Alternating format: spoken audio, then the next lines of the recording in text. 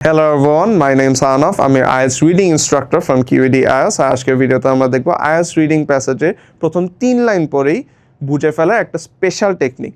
আপনি দেখবেন যে প্যাসেজ আমার স্টুডেন্টরা বুঝতে অনেক সমস্যা করে, মাঝে মধ্যে প্যাসেজটা পুরো রিডিং পড়তে চায়। আসলে আমাদের এত সময় থাকে না রিডিং পড়ার জন্য।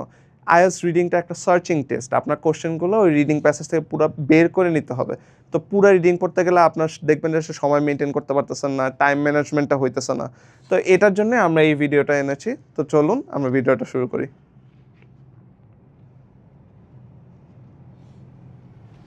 সেকশন 1 যদি আমরা দেখি, কেন প্রথম 3 লাইনের এত গুরুত্বপূর্ণ?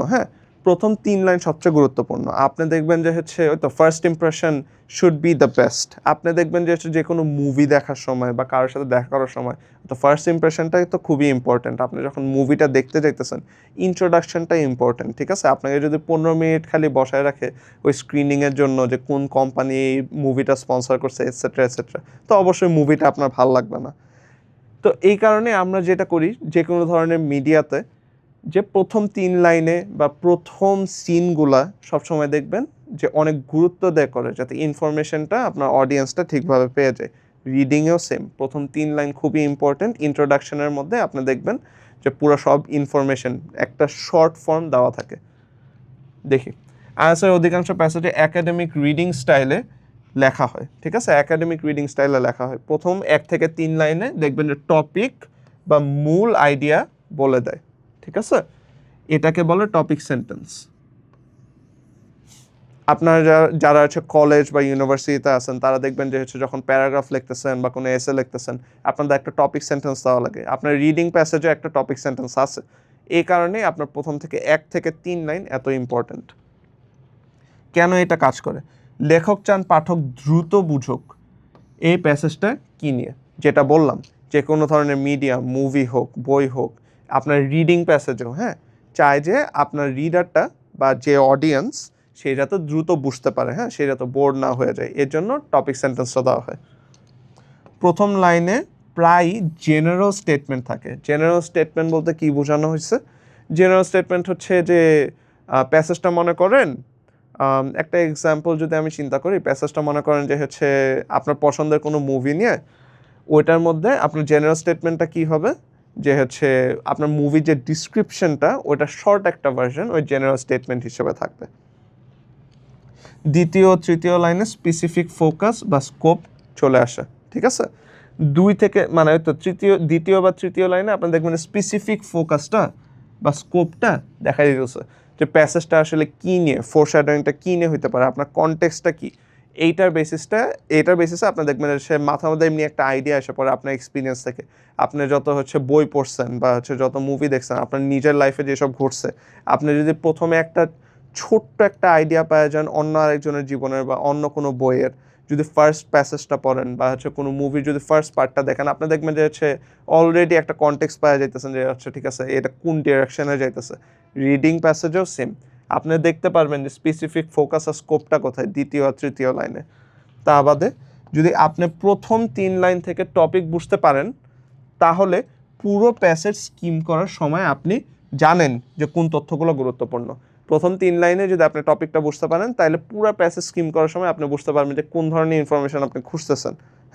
কোন ধরনের ইনফরমেশন খুঁজতেছেন, কিওয়ার্ড বাদেও যেসব ইম্পর্ট্যান্ট লাইনগুলো, ওগুলো আপনি দাগায় রাখতে পারবেন। উদাহরণ যদি আমরা দেখি, প্রথম 3 line, climate change is one of the most pressing issues of the 21st century. Rising global temperatures have led to severe consequences for ecosystems worldwide. Scientists are now focusing on urgent measures to reduce carbon emissions. ঠিক আছে? এই পুরা topic সেন্টেন্সটা পড়ে কি আপনি পুরা রিডিংয়ে প্যাসেজে একটা কনটেক্সট পাই গেলেন না? কী নিয়ে লেখা? 21st সেঞ্চুরিতে যে গ্লোবাল টেম্পারেচার যে বাড়তেছে, গ্লোবাল ওয়ার্মিং নিয়ে লেখা, আর আর্জেন্ট মেজার্স যেগুলো সায়েন্টিস্টরা নিতেছে, এগুলো নিয়ে কিছু ইনফরমেশন থাকতে পারে। তো এই 3টা টপিক সেন্টেন্স পড়ে আপনার মাথার মধ্যে একটা আইডিয়া এসে পড়ছে যে রিডিং প্যাসেজটা কী নিয়ে। তো এইটার বেসিসে আপনি সবসময় চেষ্টা করবেন যে 3 লাইন খুব ফোকাসে পড়তে। 3 লাইনের মধ্যে আপনার সব ইনফরমেশন দেওয়া থাকে। এগুলোর মধ্যে বেশিরভাগ কিওয়ার্ডগুলো দেওয়া থাকে। কিওয়ার্ডগুলো আপনি যদি দেখেন 21st সেঞ্চুরি দেওয়া আছে, তা বাদে কি, তো গ্লোবাল টেম্পারেচার বাড়তেছে এটা নিয়ে লেখা আছে, সায়েন্টিস্টরা দেখতেছে এটা নিয়ে লেখা আছে। আর্জেন্ট মেজার নেওয়া হইতেছে, এটা নিয়ে লেখা আছে। ক্লাইমেট চেঞ্জ নিয়ে এটা নিয়ে লেখা আছে, হ্যাঁ, যে ক্লাইমেট চেঞ্জ নিয়ে বলা হইতেছে। তো এইসব কিওয়ার্ড তারপর যত সব ইনফরমেশন আছে এগুলো আপনার মাথার মধ্যে রয়ে যাবে, আপনার কনটেক্সটটা থাকবে, আইডিয়াটা থাকবে। তো ওইটার বেসিসে আমরা আগাবো।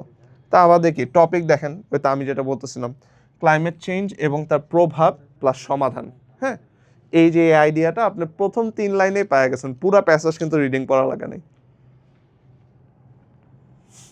সেকশন 2 এ যদি দেখেন, ফুল প্রুফ 5 স্টেপ টেকনিক, ঠিক আছে, আমরা একটা 5 স্টেপ টেকনিক রেডি করছি, যা ফলো করলে আপনি দেখবেন যে হচ্ছে প্রথম 3 লাইন থেকে আপনি সর্বোচ্চ পরিমাণ ইনফরমেশন গ্যাদার করতে পারতেছেন। স্টেপ 1 হচ্ছে প্রথম লাইন পড়ুন, ঠিক আছে। প্রথম লাইনটা খুবই ইম্পর্টেন্ট, কারণ ওটার মধ্যে সবচেয়ে বেশি ইনফরমেশন দেওয়া থাকে। আপনি উদাহরণে যেটা দেখলেন, মেইন সাবজেক্ট খুঁজুন, কি নিয়ে কথা বলা হচ্ছে। হ্যাঁ, কি নিয়ে কথা বলা হইতেছে। আগের প্যাসেজটাতে আমরা যে উদাহরণটাতে যাই, এখানে কি নিয়ে কথা বলা হইতেছে, হ্যাঁ, ক্লাইমেট চেঞ্জ। টপিকটা হচ্ছে ক্লাইমেট চেঞ্জ, ঠিক আছে। ক্লাইমেট চেঞ্জ নিয়ে কথা বলা হইতেছে।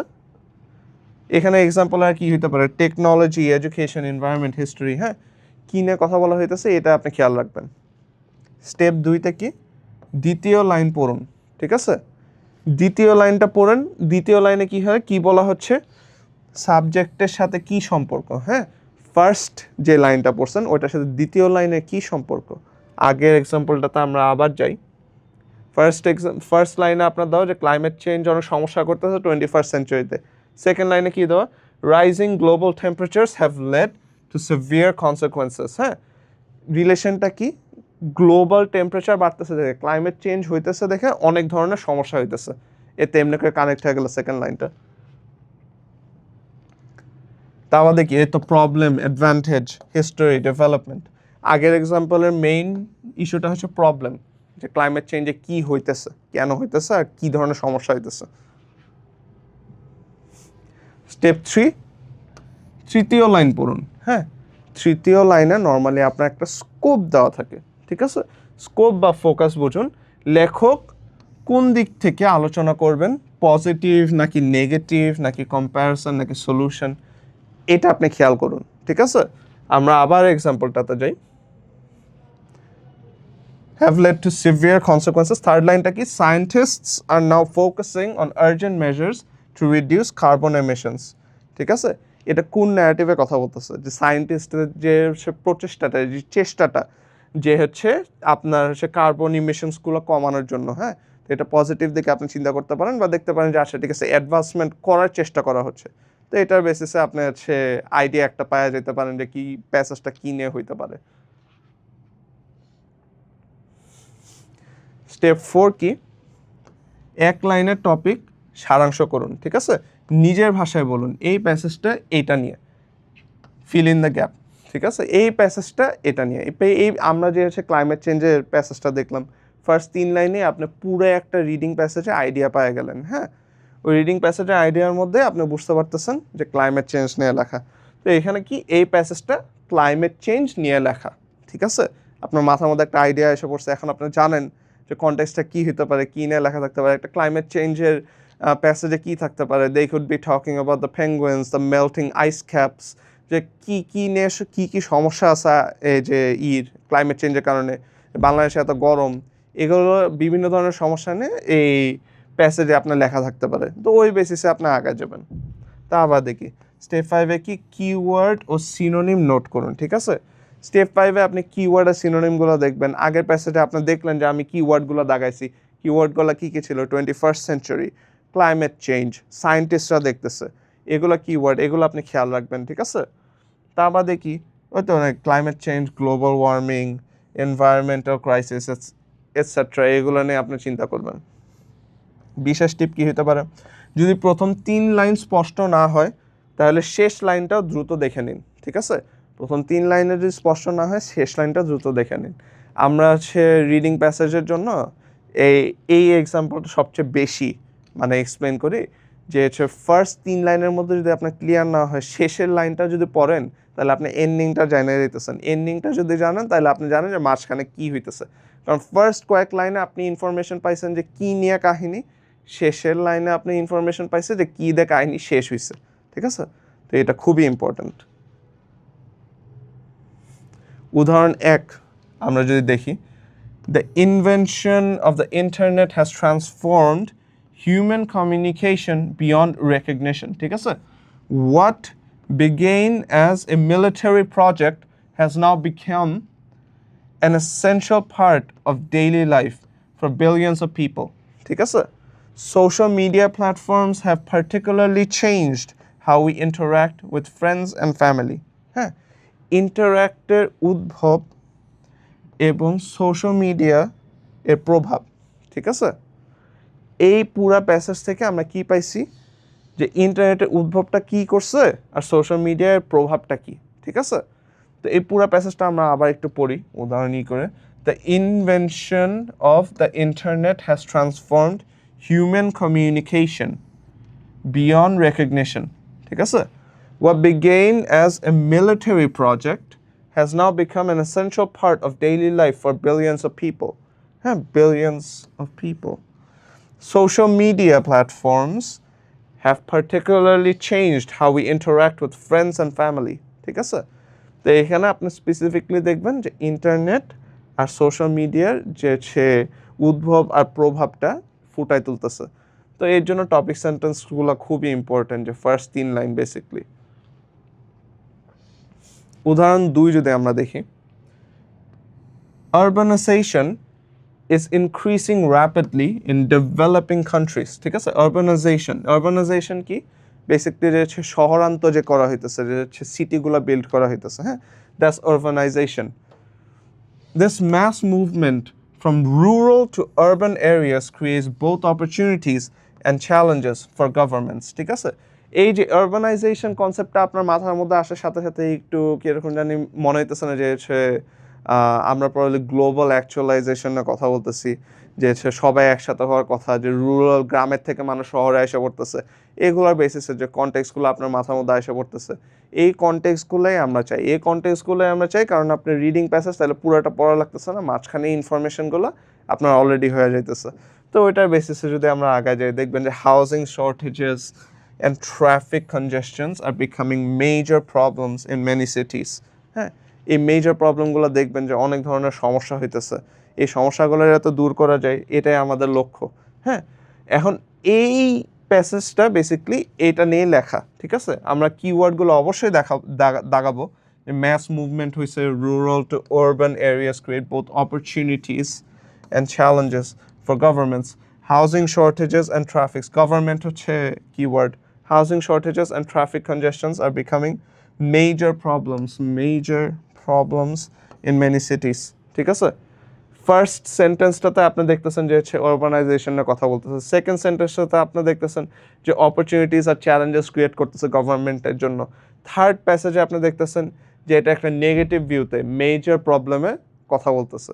তো এটা আপনি একটু খেয়াল রাখবেন। ডেভেলপিং কান্ট্রিজ এ urbanization এ চ্যালেঞ্জ, এটা নিয়ে আপনার হচ্ছে প্যাসেজটা লেখা, টপিকটা হচ্ছে ডেভেলপিং কান্ট্রিজে urbanization-এর যে চ্যালেঞ্জটা এটা নিয়ে লেখা, ঠিক আছে? আপনি যে হচ্ছে যে টিপগুলো দেখাইছি, প্রত্যেক লাইনের যে ইনফরমেশনগুলো কীভাবে দেওয়া থাকে ওইটা বেসিসে আপনি ভাগ করবেন। সেকশন 4-এ যদি আমরা যাই, আবারও একটা লাইভ প্র্যাকটিস সেশন। এখন আমরা একসাথে প্র্যাকটিস করব। আমি 4টা প্যাসেজের প্রথম 3 লাইন দিব, ঠিক আছে? 4টা প্যাসেজের প্রথম 3 লাইন দিব, আর আপনি পজ করে টপিক বলার চেষ্টা করুন, ঠিক আছে? পজ করে টপিকগুলো বলার চেষ্টা করবেন। Passage 1, Artificial intelligence is no longer a concept from science fiction. Major tech companies are investing billions to develop smarter machines.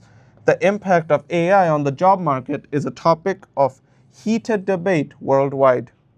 হ্যাঁ, এই টপিকটা পরে আপনি কি বুঝতেছেন? আপনি আপনাদের নিজেদের মতো দাগান, নিজেদের মতো হচ্ছে আপনি একটু চিন্তা করে দেখেন যে কিওয়ার্ড কী কী হইতে পারে, আসলে কি বুঝাইতেছে টপিক সেন্টেন্সটা দিয়ে। হ্যাঁ, এরপর আমি আনসার দিতেছি, আপনার ভিডিওটা পজ করেন, আনসারটা বের করার চেষ্টা করেন। হয়েছে? এখন আমরা কন্টিনিউ করি। Artificial intelligence is no longer a concept of science fiction, ঠিক আছে? আর্টিফিশিয়াল ইন্টেলিজেন্স নিয়ে কথা বলতেছে। Major tech companies are investing billions. Tech companies billions invest করতেছে, develop smarter টেকনোলজি ডেভেলপ করার জন্য, হ্যাঁ। The impact of AI in the job market is a topic of heated debate world wide, ঠিক আছে। আমাদের যে জব ইম্প্যাক্টটা এআই এর কারণে, এটা নিয়ে কথা বলতেছে। এআই এর যে চ্যালেঞ্জগুলো, কোম্পানি যে ইনভেস্ট করতেছে, এটা নিয়ে কথা বলতেছে। তো এই তো দেখছেন, আপনি সুন্দর করে টপিকটা বের করে ফেলতে পারলেন প্রথম 3 লাইন থেকে। প্যাসেজ 2 আমরা দেখি। Renewable energy sources such as solar and wind are gaining popularity. However, their inconsistency supply remains a significant obstacle. Researchers are working on advanced storage technologies to solve this issue. ঠিক আছে, এটার মধ্যে আবার কিওয়ার্ডগুলো দেখেন যে হচ্ছে কী বুঝাইতেছে টপিকে, ওটার বেসিসে তারপর আমরা আগাই। এটা ভিডিওটা পজ করেন আর দেখেন, ঠিক আছে, হয়েছে। তো এখন আমরা শুরু করি আবার। রিনিউয়েবল এনার্জি নিয়ে কথা বলতেছে, ঠিক আছে। Renewable energy sources, renewable energy নিয়ে কথা বলতেছে। Solar and wind are gaining popularity. Solar আর উইন্ডের যে হচ্ছে রিনিউয়েবল এনার্জি হিসাবে ইউজ করা হইতেছে, এটা পপুলারিটি বাড়তেছে, এটা আপনার first line. However, this inconsistent supply remains a significant obstacle. হ্যাঁ, সোলার আর উইন্ড এর যে সাপ্লাইটা, এটা যে পাওয়া যাইতেছে না, এটা অনেক বড় একটা অবস্টিকল হয়ে দাঁড়াইতেছে। হ্যাঁ, রিসার্চার্স আর ওয়ার্কিং, রিসার্চাররা কাজ করতেছে on advanced storage technologies to solve this issue. হ্যাঁ, যে স্টোরেজ টেকনোলজি, যে কোথায় রাখবে এই টার্মিনালগুলো, উইন্ড আর সোলার টার্মিনালগুলো কোথায় রাখবে, এটা সলভ করার জন্য ওরা চেষ্টা করতেছে। হ্যাঁ, তো অলরেডি বুঝতে পারতেছেন যে হচ্ছে প্যারাগ্রাফটা হচ্ছে আপনার রিনিউয়াল নিয়ে, মানে এনার্জি সোর্স রিনিউয়াল নিয়ে, আমাদের যে সেই এনার্জি যে ঘাটতিতে পূরণ করার জন্য যে রিসার্চ করা হইতেছে, যে ধরনের আগানো হইতেছে, ওইটা নিয়ে। হ্যাঁ, তো টপিকটা কি? রিনিউয়েবল এনার্জি নিয়ে। এই যে রিনিউয়েবল এনার্জি হচ্ছে সাস্টেইন করার জন্য যে চ্যালেঞ্জেসগুলো, এটা হচ্ছে topic. Section 5, common mistakes and advanced tips. ঠিক আছে, আমরা কিছু কমন মিস্টেক করে থাকি, আর হচ্ছে এগুলা সলভ করার জন্য কিছু অ্যাডভান্স টিপ নিয়ে আমরা কথা বলবো। কমন মিস্টেকগুলো কি? প্রথম 3 লাইন না পড়ে সরাসরি কিওয়ার্ড খোঁজা। ঠিক আছে, চেষ্টা করবেন যে প্রথম 3 লাইনটা পড়ে তারপর কিওয়ার্ড খোঁজার জন্য, তাইলে আপনার ইনফরমেশনগুলো থাকবে, আপনার কিওয়ার্ডগুলো কি, কোনগুলো ইম্পর্টেন্ট, এই যে আমি যে আপনাদের দেখাইলাম এতগুলো প্যাসেজ থেকে, ওগুলো আপনি বের করতে পারবেন, আর বেসিক্যালি আস্তে আস্তে করে সলভ করতে পারবেন। এখন যদি আপনি হচ্ছে ডাইরেক্ট কিওয়ার্ড খোঁজা শুরু করেন প্যাসেজের থেকে, হ্যাঁ পাইলেন কয়েকটা আনসার, কিন্তু আপনার কনটেক্সটটা জানা থাকবে না। আপনার কনটেক্সটটা জানা থাকবে না, প্যাসেজটা কী নিয়ে, তো আপনি অনেক ইউজলেস কিওয়ার্ডও লাগাইতে পারেন। তো চেষ্টা করবেন যে প্রথম 3 লাইনটা পড়ার জন্য, এরপর কিওয়ার্ড লাগানো। টপিককে খুব সরু করে ফেলা। ঠিক আছে, মানে হচ্ছে যেমন শুধু একটা শব্দ, ঠিক আছে, জাস্ট হচ্ছে ক্লাইমেট চেঞ্জের বেসিসে যদি আমি বলি, ক্লাইমেট চেঞ্জ যদি আপনি দেখে বলেন ও আচ্ছা ঠিক আছে, এটা ক্লাইমেট চেঞ্জ নিয়ে লেখা, অন্য আর কিছু নিয়ে না, এটা হবে না। ঠিক আছে, কারণ প্যাসেজটা কী নিয়ে ছিল? ক্লাইমেট চেঞ্জ নিয়ে ছিল, আর সায়েন্টিস্টরা কীভাবে কমব্যাট করার চেষ্টা করতেছে, এটা নিয়ে লেখা। হ্যাঁ, বা সেহেতু গভর্নমেন্টের চ্যালেঞ্জ, বা যে চ্যালেঞ্জটা নিয়ে লেখা, ওটা নিয়ে লেখা। তো এর জন্য চেষ্টা করবেন যে টপিকে খুব সরু করে না ফেলার জন্য, আর পুরাটুকু পড়ার জন্য। তা বাদে কি, নিজেরা আগে জ্ঞান দিয়ে টপিক অনুমান করা। হ্যাঁ, নিজের আগের যে আইডিয়াটা, মানে আপনার নিজের যে আইডিয়াগুলো, ওইগুলো দিয়ে আপনি টপিকগুলো একটু দেখার জন্য যে আচ্ছা ঠিক আছে আপনি রিলেট করতে পারতেছেন নাকি, বা কোনো ধরনের আইডিয়া আছে নাকি আপনার টপিকটা নিয়ে, তো ওইটা নিয়ে আপনি আগাবেন। সময় নষ্ট করে পুরা প্যাসেজ আগে পড়ে। ঠিক আছে, সময় নষ্ট করে পুরা প্যাসেজ আগে পড়ে। আপনি একটু চিন্তা করে দেখেন, রিডিং প্যাসেজে আপনাকে 40 মিনিটের মতো মনে সময় দেওয়া হয়, মানে সে পুরা সে রিডিং সেকশনের জন্য। তো ওই সময়টা কি এনাফ আপনার 3টা প্যাসেজ শেষ করার জন্য? প্রত্যেকটা 3টা প্যাসেজে আপনার 3700 করে, মানে 3700টা ওয়ার্ড থাকে। 3700টা ওয়ার্ড আপনি 40 মিনিটে শেষ করতে পারবেন না। ওইটা শেষ করার পর তারপর আনসার করা লাগবে। তো এর জন্য ওই তো এটা আসলে রিডিং পড়ার টেস্ট না, এটা সার্চিং এর একটা টেস্ট। তো হচ্ছে সার্চ করাটা হচ্ছে বেস্ট। এখন অনেকে আর কি রিডিং পড়ে সময়টা নষ্ট করে, এটা অনেক কমন একটা মিস্টেক, আপনারা এটা করবেন না। অ্যাডভান্স টিপস কী হতে পারে? প্রতিদিন 5টা প্যাসেজের প্রথম 3 লাইন পড়ুন। ঠিক আছে, প্রতিদিন প্রথম 5টা প্যাসেজ যেগুলো দেখবেন, ওটা 3টা লাইন পড়বেন, এরপর দেখবেন যে টপিক সেন্টেন্স বাই করতে পারতেছেন নাকি। আমরা মাত্র লাইভ প্র্যাকটিসে যে প্রবলেমগুলো সলভ করলাম, ওইগুলো আপনারা চেষ্টা করবেন, চেষ্টা করার পর দেখবেন যে তো 3 লাইন পড়ে আপনার টপিকগুলো বুঝতে পারতেছেন নাকি। টপিক সেন্টেন্স চিনতে ক্যামব্রিজ আইএলস বই ব্যবহার করুন। হ্যাঁ, টপিক সেন্টেন্স কি, এটা সে আপনি ক্যামব্রিজ আইএলটিএস বইয়ের মধ্যে মাধ্যমে বাইর করতে পারবেন। আপনার একটা সেকশন আছে যে টপিক সেন্টেন্স কি নিয়ে কী ধরনের সমস্যা হতে পারে, বা হচ্ছে টপিকটা কী নিয়ে, বিভিন্ন ধরনের টপিক সেন্টেন্সের ভিতর দেওয়া থাকে লাইন বাই লাইন। সো ওইগুলো একটু চেক করলে আপনি বুঝতে পারবেন। হেডিং ম্যাচিংয়ের আগে এই টেকনিক ব্যবহার করুন, ঠিক আছে, সময় অনেক বাঁচবে। হেডিং ম্যাচিংয়ের আগে অবশ্যই চেক করবেন যে প্রথম 3টা লাইন দেখবেন। প্রথম 3টা লাইন দেখলে হচ্ছে আপনি আইডিয়া পেয়ে যাবেন। আইডিয়া পাওয়ার পর আপনি বুঝতে পারবেন যে হচ্ছে প্রত্যেকটা প্যাসেজ কী নিয়ে, তো আপনার হেডিং বারবার চেক করা লাগতেছে না, অ্যান্ড তো ইউল ডু গ্রেট। শব্দ ভাণ্ডার বাড়ান, academic vocabulary, issue, impact, challenge, development ইত্যাদি এগুলো দেখেন। হ্যাঁ, আপনার ভোকাবুলারিটা বাড়ান, ঠিক আছে। একাডেমিক ভোকাবুলারি, যে ইস্যু, ইম্প্যাক্ট, চ্যালেঞ্জ, ডেভেলপমেন্ট, হ্যাঁ, এগুলোর সিনোনিমগুলো দেখেন, এগুলোর মিনিংগুলো দেখেন। কোনো কিছু তো সমস্যা হলে, কোনো ওয়ার্ডের মিনিং না খুঁজে পেলে ওইগুলো একটু সার্চ করে দেখবেন, সার্চ করে ওগুলো আনসার বের করবেন, মিনিং বের করবেন, এরপর খালি ওইভাবে আগে যাবেন। And yeah, that is all for today. Thank you very much.